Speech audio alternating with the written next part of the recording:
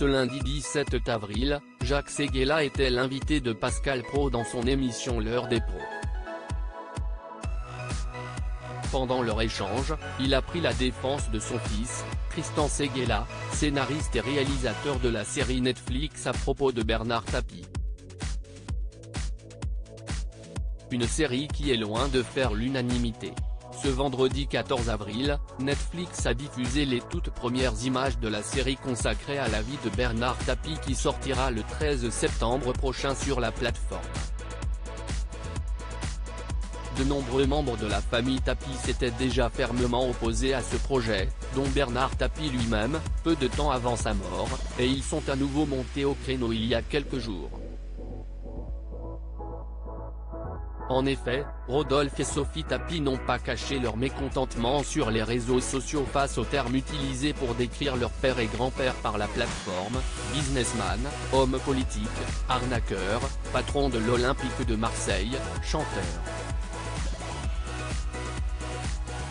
Laurent Lafitte incarne l'iconique Bernard Tapie dans une mini-série fictive inspirée par sa vie. L'utilisation du mot arnaqueur a largement suscité l'indignation du clan Tapie. Ce n'a jamais été un arnaqueur. Ce lundi 17 avril, Jacques Séguéla était l'invité de Pascal Praud dans l'émission L'heure des pros sur CNOU. Proche ami de Bernard Tapie, il est également le père de Tristan Séguéla, scénariste et réalisateur de la série pour Netflix. Il est alors revenu sur la polémique qui a pris de l'ampleur ces derniers jours à propos de l'utilisation du terme arnaqueur et affirme que son fils n'a rien à voir avec cette histoire. Bernard Tapie, c'est mon ami de 45 ans.